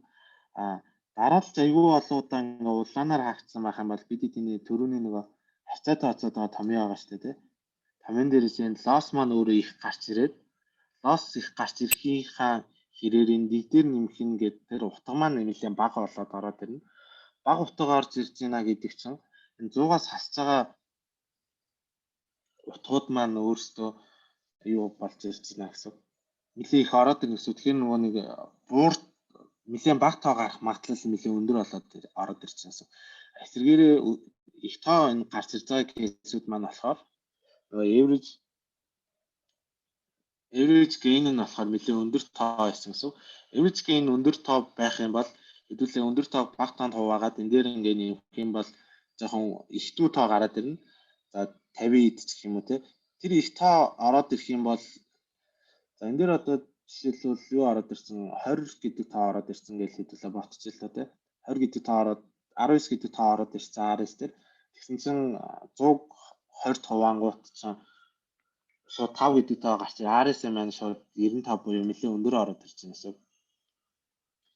Мэдсэн хэдүүлээ ингээд хувьцааныхаа ханшуудыг одоо аюул олон хувьцаанууд оруулж ирж байгаа бүгдэн дээр нь RSI тооцсонгуудаа ирэмбэлж байгаад одоо RSI хамгийн багатай хувьцаан дээр эхлээд ажиглалт хийгээд ч юм уу ихтэй хувьцаан дээр ажилт хийж байгаа тэр дундаасаа хэдүүлээ хувьцаа сонгох юм бол өсөх магадлал нэлээд өндөртэй эсвэл яг ингээд бүүм хийх цагаа нэлээд хөдөлгөөнд орсон хувьцаанууд орж ирэх магадлал нь ихсэн гэсэн.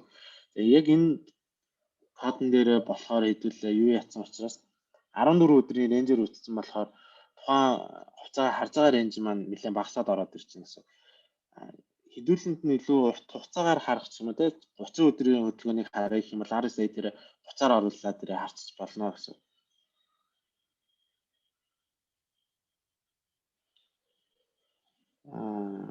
Чатн дээр ерөөсөө live API дээр ярихгүй маа гэдэг. Live API гэхээр нөгөө юу гэж одоо яг явж байгаа хувьцааны ханшин дээр хэлж байгаа яа те. Stock info гэдэг нэг сам байх нь байгаа. Гэхдээ хэдүүлээ яг одоо live API үзэхээр одоо нөгөө нэг бэлэн шууд үзчихэр юм байхгүй л байгаа юм л да. Одоо хэрвээ day trade хийх цагаа одоо арилжааны үн явж байгаа хооронд 15 минут тутмын үнээ шалгах цагаад хувьцаа авцаах гэдэг нь гэсэн үг шүү дээ тий. Тэр төрлийн юунууд дээр одоо үйлчлүүд дээр жишээлбэл одоо өнөөдөр ярьж байгаа энэ хоёр алгоритм маань индикатор маань ерөөсөө болохооргүй индикатор байгаа гэсэн үг. Яагаад гэхээр энэ маань илүү тийм урт хугацааны юм дээр ашиглагддаг индикатор байгаа.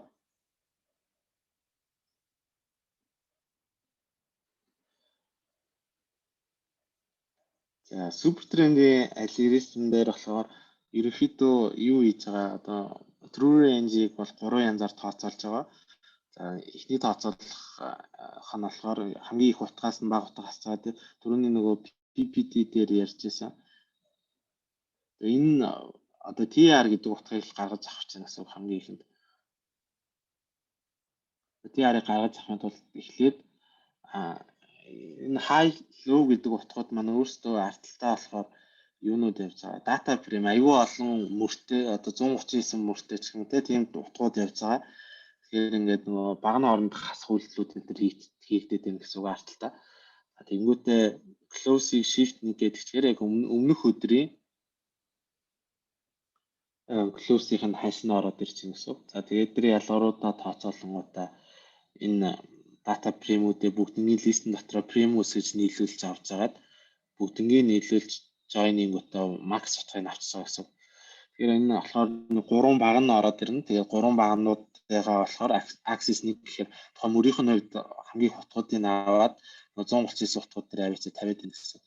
За ETR олох үйлдэл байгаа тийм. Одоо тэгэнгүүт ETR олохын тулд дунджийг олох хэрэгтэй. Тэгэнгүүт дундаж тооцоолоход нэг ийм EWM гэдэг Python-ы default сан байгаа.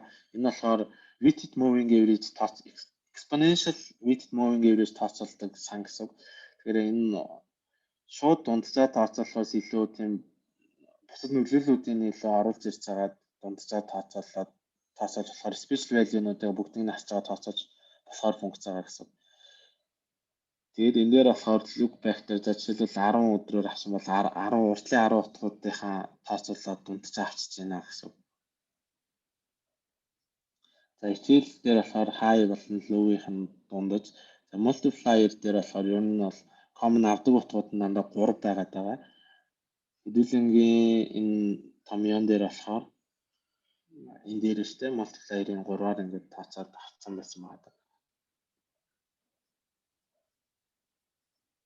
За тэгвэл түрүүний нөгөө logic бүлээ та final upper band гэдэг үйлдэлүүдээ болохоор ингээд хийчихэж байгаа. Upper band, lower band-уудаа олсны дараа super trend гэдэг юугаа олж байгаа. Super trend-аа олж байгаа. Тэгэхээр одоо нөгөө тиг байгаа утгууд маань болохоор яаж нэхэр super trend-ийг эхлүүлэх нэг утга хэрэгтэй. Яа тэгэхээр дандаа өмнөх тоонуудтай харьцуулаад байгаа учраас эхлүүлэх утга хэрэгтэй. Тэрийг шууд тгээр эхлүүлчихье. За тэгмүүдээ тгээр эхлүүлэнгүүт энэ харьцуулж байгаа харьцаанууд дээр дандаа л юунууд явж байгаа гэсэн. Тгээс их утгуудтай харьцуулж байгаа болохоор дараагийн нөхцлүүдээс шууд энэ if нөхцлүүдийн аль нэг руу дандаа орж ирээд байна гэсэн. Тэр болгон дээр утгуудаа апдейт хийгээд за хэдүүлээ тэгэнгүүтээ энэ одоо юун дээр супер тренд гэдэг хувьсагч руу нэг одоо тоо утгууд одоо супер трендийн гол явж байгаа лайных нь нэг утгаа аваад за ап тренд гэдэг хувьсагч руу болохоор хэдүүлээ яг ап трендтэй байгаа датануудын утгуудыг даун тренд дээр болохоор даун тренд байгаа датануудын утгуудыг хуулж авъя гэж үйлс хийж байсан. Тэгэнгүүтээ data frame руу болохоор copy гэдэг үйлслээрээ ингээд ажиллуулчих чинь.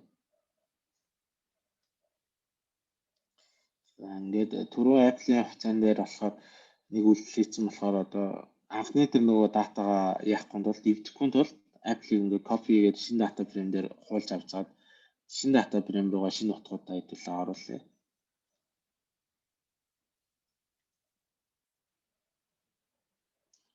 За ингээд бүгдээрээ ингээд оруулаад ирсэн. За тэнгууд энэ дээр super trend-ийн утга ингээд орж ирж байгаа. Одоо хувьцааны өмнөх өдрүүдийнх нь ханшийн хөдөлгөөн дээрээс суйрлаад candlestick-ийн ер нь бол савлтууд, magnitude-ууд дээр суйрлсан одоо тухайн хувьцааны ханшууд нь ингээд яваад байна гэсэн.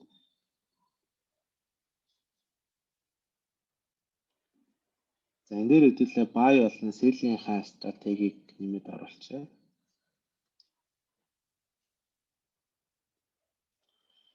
Тийм бол одоо түрүүний нөгөө граф маань одоо орж ирж байна. За яг одоо нөгөө улаан ногоон ингээд хоёр өнгөөр яваад байгаа юм маань болохоор давхарлаа зурцсан байгаа. Ер нь бол энэ нэг нь болохоор яг супер трендийн нэг трендийг зураад явж байгаа юм дээр давхарлангуудаа нөгөө нэг трендийнх нь өнгийг нь арай улаан өнгөөр давхарлаад оруулж ирээд зурцсан байгаа. Нөгөө сигналууд маань орж ирж байна гэсэн. Нэг өөр хугацаан дээр ажиллуулсан ч бас адилхан ажиллахаараа. За тэнгууд одоо яг ингээд өнөөдөр одоо ярьж байгаа яриан дээр жишээлбэл ингээд нөгөө индикатор тайлбарлах implementation их талаас нь ярьж байгаа болохоор Энийг яг модулар байдлаар хэдүүлээ те. Айгүй олон хувьцаанаар ажиллуулсан энэ төр гэхэд бол Jupyter Notebook айгүй ингээд зохимжгүй сонголт агаад байгаа. Хэдүүлээ яг тийм байдлаар ажиллуулъя гэх юм бол Visual Studio Code ашиглаад тэгээд илүү модулар болгоцоод сервер дээр гэх юм уу те хасаагаад орхих шаардлагатай болж байна гэсэн.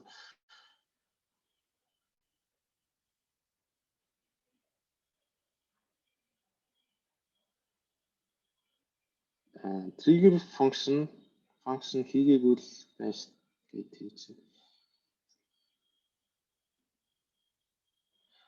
Trigger хийдэг функц их айгүй амархан шүү дээ. Одоо тэн дээр шууд жишэлтэй хийгээл авчна гэсэн. Тэгээ interactive broker гэх юм уу те брокерийнхаа юунуудтайгаа цуг яатна гэсэн.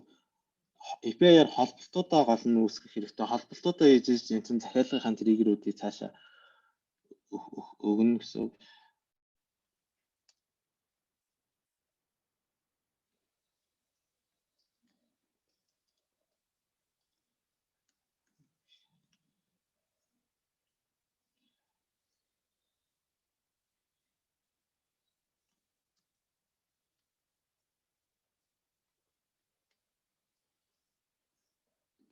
Триггер функцүүд хийх юм бол энэ дээрээ шууд юунуудаа нөхцлүүдэд тавьж байгаа сигнал хэрэг шинэ мөрөн дээр хэдүүлээ шууд аваад иж болно гэсэн үг байхгүй.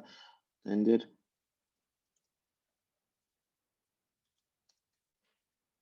шилгээд баганлаа авчээ. Нөгөөдг нь болохоор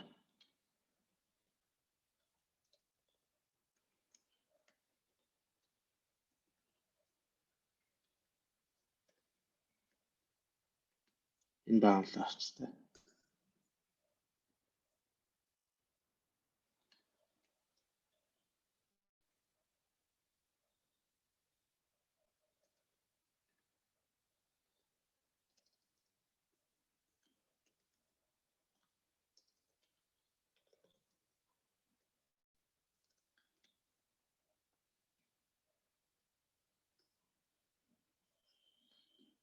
Түүний 30-аас бага хэдүүлэнд нь ерөөсөө олдог болохоор энийг жоохон за 40 гэх юм уу те 40-д өгчээ. За бай дээр бол утгууд бол орж ирж байгаа.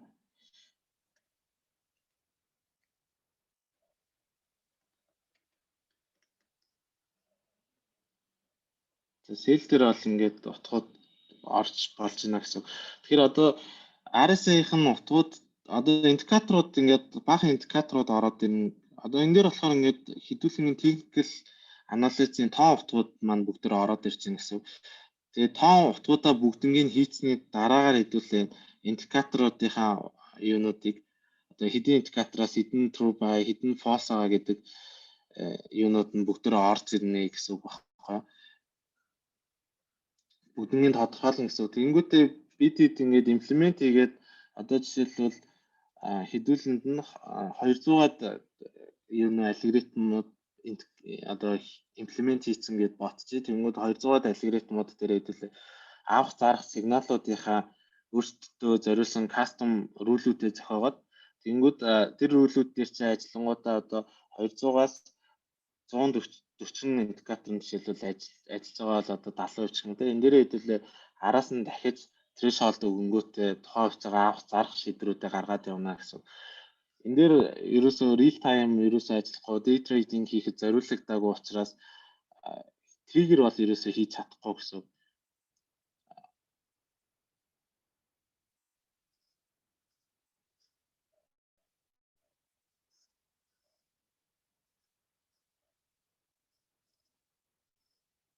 За энийг жоохон харъя гэж байна те.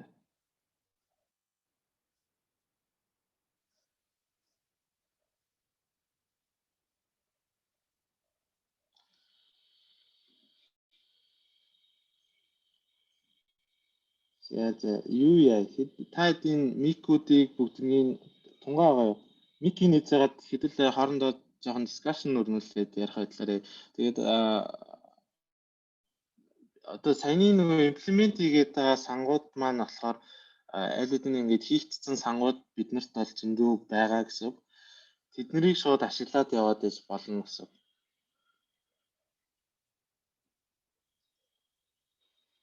Тунгай Микки нээцгөө.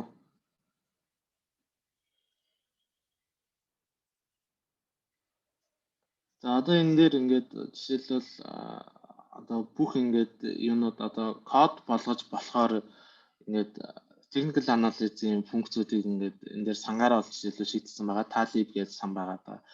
За энэ санг ашиглахын тулд хэрвээ та нөгөө юу ашиглаж байгаа бол яа гэсэн Windows ашиглаж байгаа бол шууд санал сурчна. Windows биш MacBook ашиглаж байгаа бол давхар нэг юм install хийх хэрэгтэй. Тэрийг brewer ашиглаад install хийчих болно гэсэн.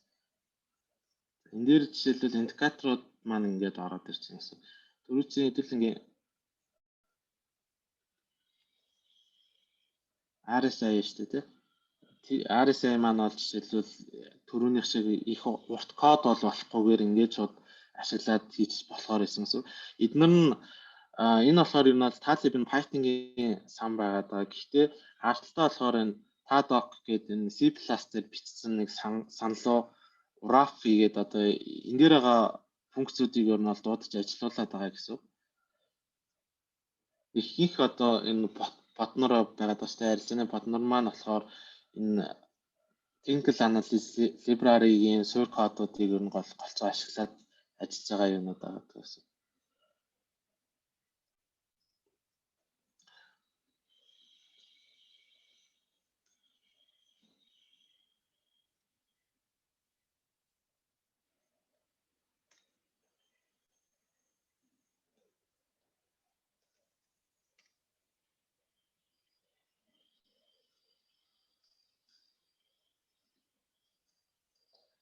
За backtrader-ээс сан нь болохоор яадаг сан бэ гэхээр юу яадаг сан байна. Хэдүүлэнгийн янз бүрийн ингээд туршаад байгаа алгоритмууд байгаа шүү дээ. Тэр алгоритмуудаа энэ сангийн нэг юу болгож аваад функц олгож оруулж ярьж байгаад одоо урагшаага өнгөрсөн түүхэн датанууд дээр портфолио үүсгээд одоо эхлэл хөрөнгөө тэд гэж үүсгэх юм бол за энэ дээр жишээлбэл 10,000 доллараар эхэлсэн гэж үүсгэх юм бол тухайн 10,000 доллараар тэр алгоритмаа туршиж үзээд өнгөрсөн хугацааны датан дээр хэдүүлээ хэрвээ тэр алгоритмыг ажилуулсан бол хэдэн өртөө болохоор байсан бэ гэдэг тийм юг симуляшнийг гаргаад ирдэг байгаа. Миний зурцсан юм тайлд үзүүлээ.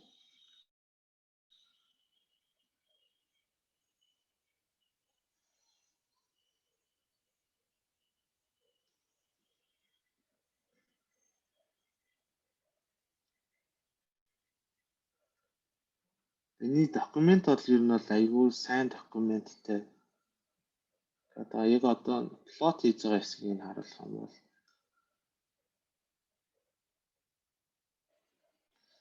одоо энэ энэ жишээлбэл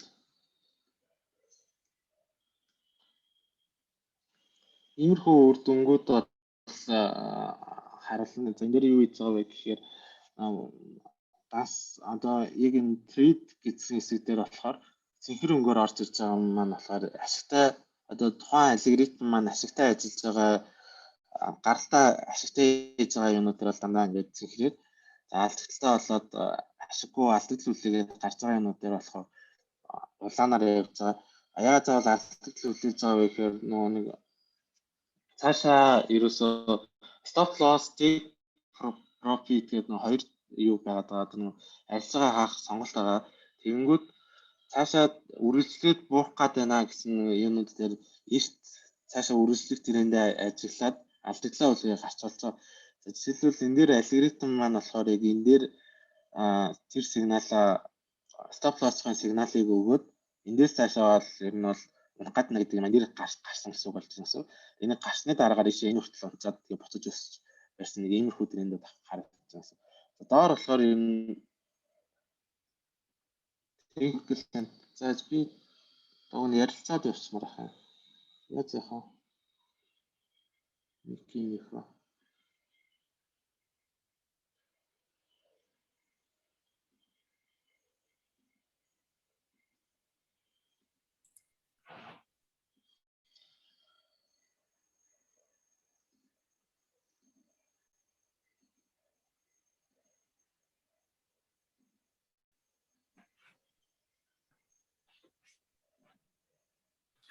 Микээ өөрсдөө нээж болох юм байна.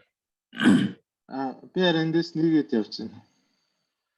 Тэгэд гарах стратеги боловсруулах нь бас их чухал юм тий. Тийм энэ дээр болохоор ер нь би ярихтаа болохоор ер нь юу яаж ярьж байгаа одоо би бол өөрөө бол арилжаа хийдэг хүн бол биш. Тэгээд ерөнхийдөө Python дээр автоматжуулалт хэдүүлээ хийхээр бол одоо quantitative analysis-ийн одоо алгоритмуудыг туршиж үзэхээр бол ямар хуу ресурсууд ашиглаад ямар хуу байдлаар хийж болох вэ гэдэг талаар ярьж байгаа гэсэн. Тэрнээс иш бол шууд яг иймэрхүү аргаар шууд арилж байгаа игээрээ ингэж под хийдэж шүү гэдэг бол сэдвэр ерөөсөө яриаггүй байна.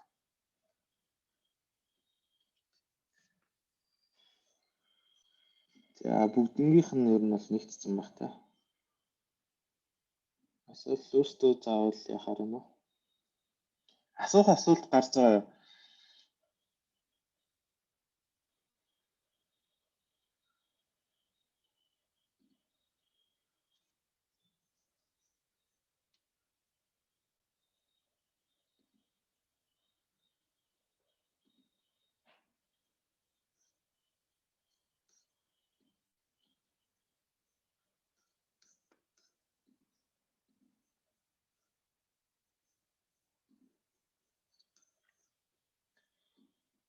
Яа за тэгвэл асуулт байхгүй гэж бодгоо. Энд дээр Cont Connect цэжиг бүгдөө өөрсдөө unmute хийж болохоор ашиг. Тэгэхээр хэдүүлээ ярилцгаар юм байвал шууд мик нээж аваад чатан дээр чих харна. Ярьчил зүгээр.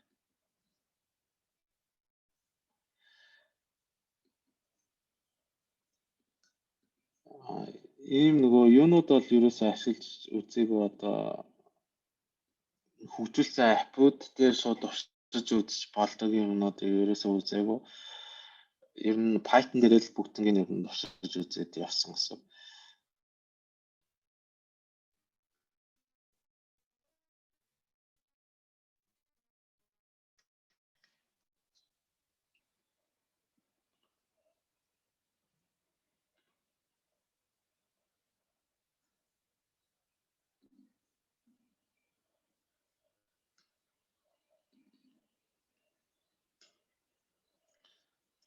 Нэг юм modular код биччихээд тэгээд код дээр болохоор SMP 500-ийн бүх хувьцаануудын ханшийг авцаа тэгээд нь бол индикаторууд нь араасаа ажиллаад яваа. Тэгээд энэ бол топ компаниудын юунуудыг хамгийн олон индикатор асч байгаа компаниудын стокийн листийг ерхий үзүүлэлттэй нь одоо буцааж өгдөг.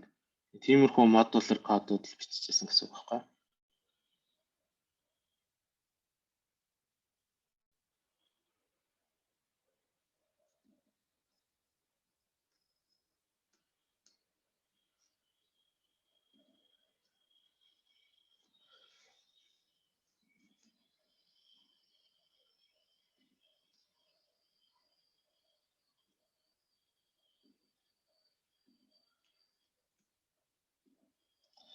За тэгвэл хэдүүлээ юугаа асуулт байхгүй бол ингээд